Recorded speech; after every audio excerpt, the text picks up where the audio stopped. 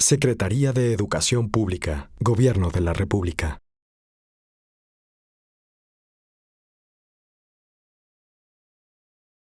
Buenos días, secretario. Ricardo Elizondo, de Ideas y Capital. Hoy no conozco a alguien que diga en México: híjoles, quiero sacar a mi hijo de una escuela privada para meterle en una escuela pública. Hay ciertos incentivos que hacen que con este comentario no necesariamente ayuden a que la gente pueda meter a sus hijos a escuelas privadas. Ejemplo, la deducibilidad de las colegiaturas, etc. ¿Cómo ves tú a futuro el rol del capital privado en la educación mexicana, partiendo de este comentario, de esta percepción de la ciudadanía de que la educación privada es mejor que la pública? ¿Cómo el capital privado forma parte del esquema futuro del esquema de educación? Oye, yo lo veo en dos sentidos. Yo creo que la educación, como muchos otros temas, irán en crecimiento en el país. Es decir, yo creo que hay en el país un espacio importante para la educación privada y para que en ese sentido haya inversión, cosa que además, por supuesto que siempre son complementos. La educación pública y la educación privada son complementos, y me parece que esta es una ruta y una veta que México va a continuar, como muchos otros países que van ensanchando su clase media y que pueda haber ofertas que se complementen. Por el otro lado, claramente la aspiración, y de eso se trata la reforma educativa, es que la calidad que ofrezca la educación pública sea de una gran calidad. Yo creo que, por ejemplo, si bien existe esta percepción que señalas, si uno se va, por ejemplo, a las pruebas de los estudiantes, a la prueba Planea, por ejemplo, no muchos de los primeros lugares son escuelas públicas. Y no necesariamente son escuelas privadas, es decir, tampoco hay una evidencia contundente que demuestre el comentario que haces, y que sé que es una percepción, por lo menos en ciertos ámbitos, más o menos generalizada. Yo creo que más bien el problema que tenemos en el país, tanto para la educación pública como privada, es que sigue teniendo, como muchas otras áreas en México, una gran desigualdad. Tenemos escuelas públicas y privadas de muy alto nivel y otras que se quedan muy rezagadas, y parte del esfuerzo que necesitamos hacer es llevar a que sea mucho más homogénea la calidad de la educación. Y reitero, yo creo que esta reforma, y ese es el propósito, y estamos convencidos que esos van a ser los resultados que se tengan, va a ser una reforma que va a elevar la calidad de la educación, en ambos, en la educación pública como en la privada, aunque este esfuerzo claramente está centrado en la educación pública, que además es la mayoritaria. Más del 90% de la matrícula en el país va a la escuela pública, es decir, esencialmente la educación en México es pública. Pero por lo mismo, creo que hay también un espacio que además creo que debe ser parte del esfuerzo de un país en la educación privada. Hay en educación superior, por ejemplo, ya la oferta de educación privada ahí sí es muy grande. Estamos hablando pues ya de un porcentaje cercano al 30% más o menos de la oferta total que hay de educación privada. Entonces, el total de educación superior.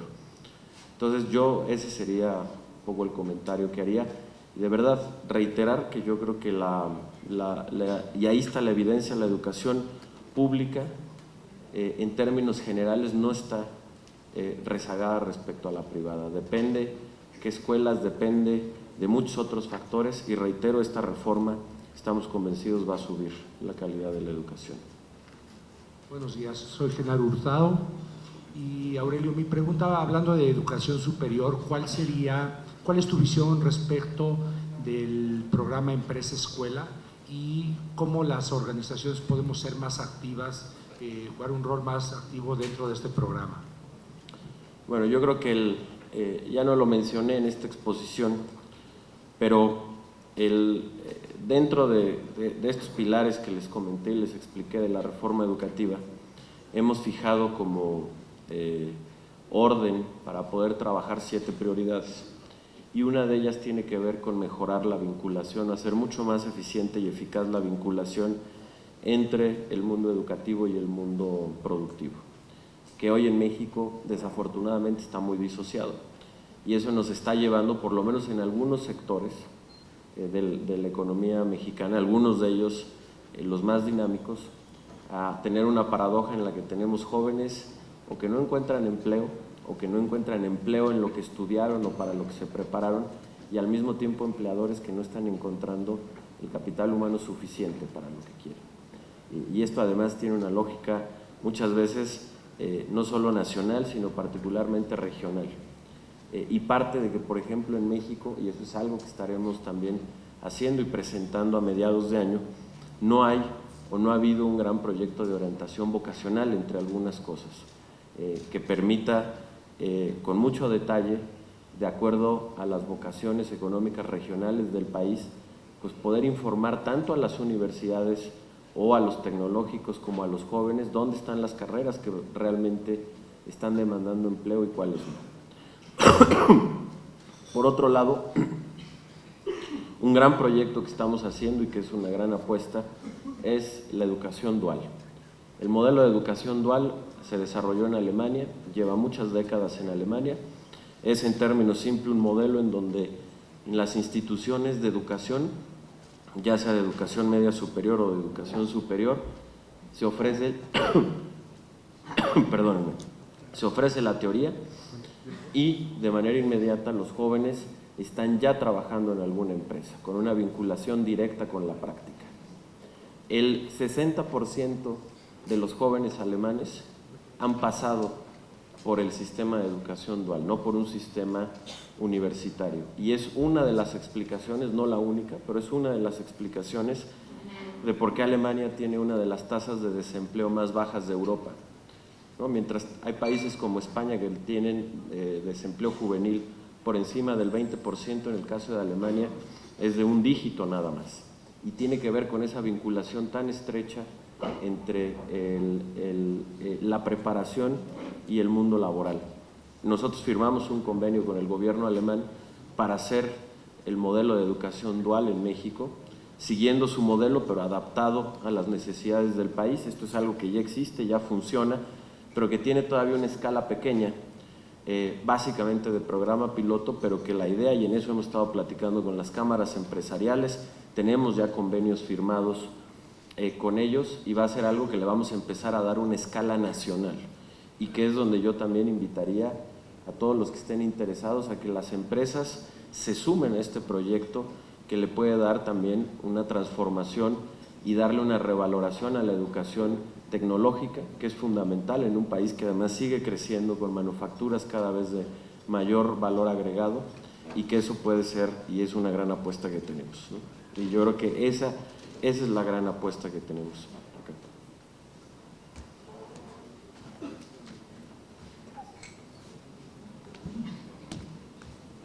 Bueno, señor secretario, buenos días. Muchas gracias. Aquí estoy, perdón. Perdónenme. Gracias, Arturo Zaval de Nexus Capital. Muchas gracias y muchas loas a los programas, a la Escuela en el Centro, al programa de colaboración con la empresa. Sin embargo, en la Asociación Mexicana de Capital Privado hay 2 o 3 sectores, y uno de ellos es el que tiene que ver con el capital emprendedor, con Venture Capital, y ha habido un esfuerzo muy fuerte de la administración del gobierno de Enrique Peña para, a través del Instituto Nacional del Emprendedor, empujar el emprendedurismo. Acabamos de escuchar el programa que existe para acercar a la empresa con potenciales empleados y funcionarios. ¿Qué puede hacer el sector público? ¿Qué puede hacer la asociación y la industria de capital privado para incentivar el emprendedurismo? ¿Qué podemos hacer? ¿Qué puede hacerse desde adentro del sistema? Porque presidí la asociación hace unos años y es muy fuerte el esfuerzo que se ha hecho para difundir tanto en el empresariado como entre el grupo estudiantil lo que es el capital privado. En las universidades privadas en particular ha habido muchísimo apetito por ello, no así en las públicas. ¿Qué podemos hacer la asociación, qué puede hacer el sector público para desarrollar no solo empleados y funcionarios, sino también emprendedores, secretario? Gracias. Bueno, yo creo que es un proceso en el cual además, en mi experiencia, cada vez están más interesadas las propias universidades públicas de distinto tipo, uno, a tener un diálogo más cercano con el sector privado, segundo, a tener una lógica o una orientación en donde la formación de emprendedores pueda ser clave. Yo insisto, yo creo que por eso hablamos de que una de las prioridades que tenemos es generar una vinculación mucho más estrecha y eficaz entre el sistema educativo y el sector productivo, que parte de esto que ya expliqué, del modelo dual, que es muy importante, pero que parte de una relación en donde cada vez más las universidades valoren este sentido del emprendedurismo, y por el otro lado también que el sector privado se acerque más y conozca a las universidades. Me parece que en el momento en que vayamos teniendo un diálogo mucho más cercano, y que es algo que nosotros como autoridad estaremos fomentando y propiciando, la posibilidad de alianzas son infinitas, como sucede en otros países del mundo. Yo creo que en México sí, en términos generales, nos hemos quedado rezagados en cómo vincular al sector educativo con el sector privado, y me parece que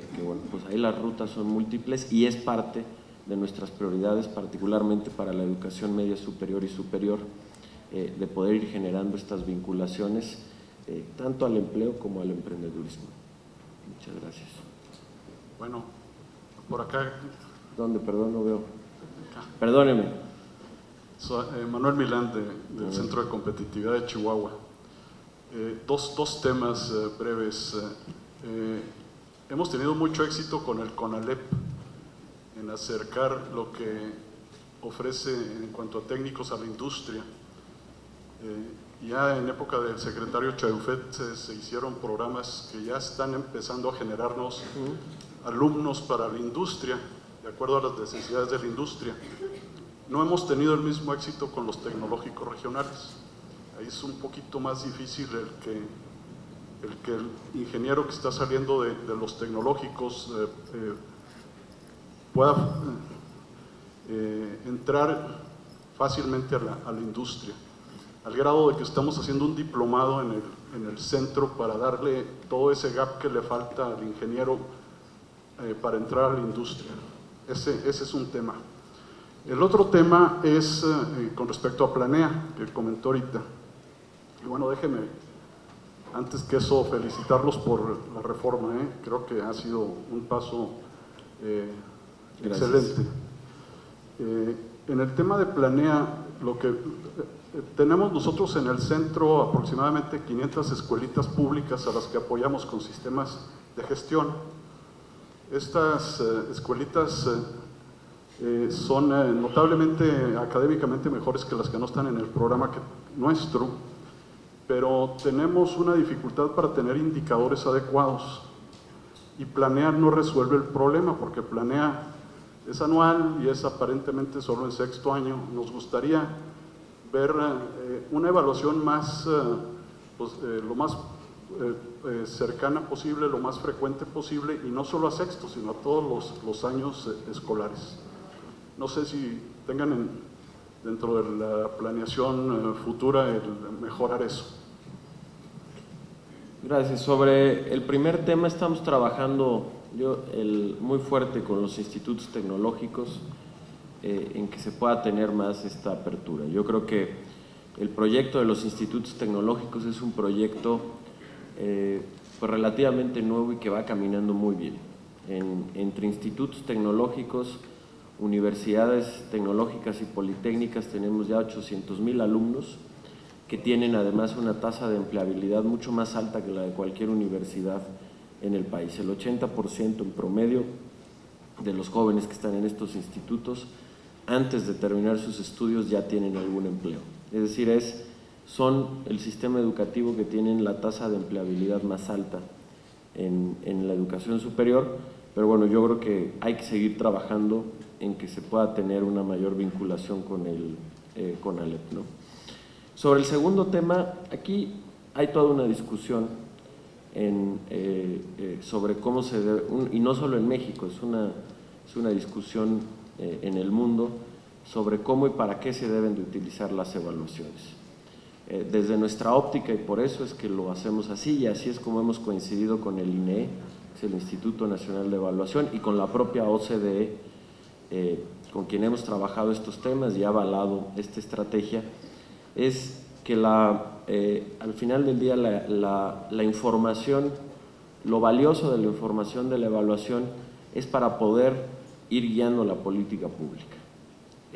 Y justamente es por ello que hay no solamente sexto, sino hay 2 cortes en el proceso educativo, cortes claves, sexto y tercero, para poder saber cómo van los jóvenes, cómo van los muchachos, y a partir de eso tomar decisiones de política pública. Por ejemplo, la prueba PISA de la OCDE, que es la prueba que mide y compara el nivel y la calidad de la educación entre los distintos países del mundo, es una prueba que se hace cada 3 años, no se hace cada año, y es una prueba que no es censal, es decir, es muestral en todo el mundo, toma una muestra representativa de las escuelas de los distintos países en los que se hace, y finalmente ofrece resultados muy sólidos y que son comparables.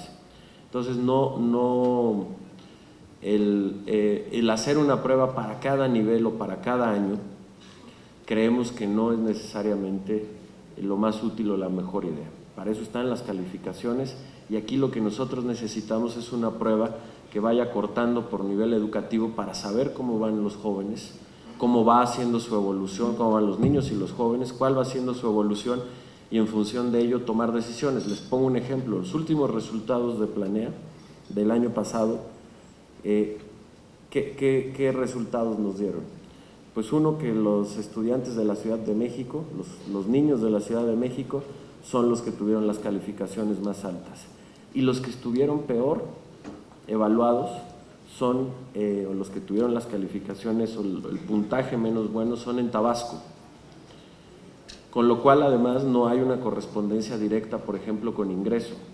Es decir, Tabasco obviamente no es uno de los estados con mayor PIB per cápita del país, pero tampoco es el más bajo.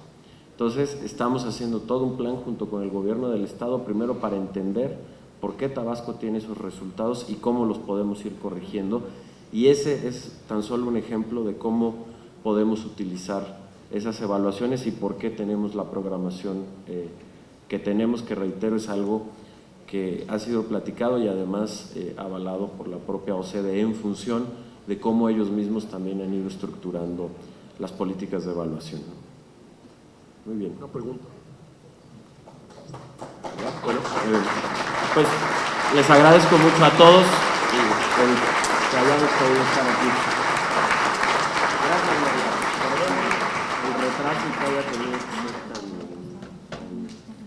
muchas gracias. Al contrario, muchas gracias. Igualmente. Bueno, de verdad, muchas gracias a todos. Con permiso, muy buenos días.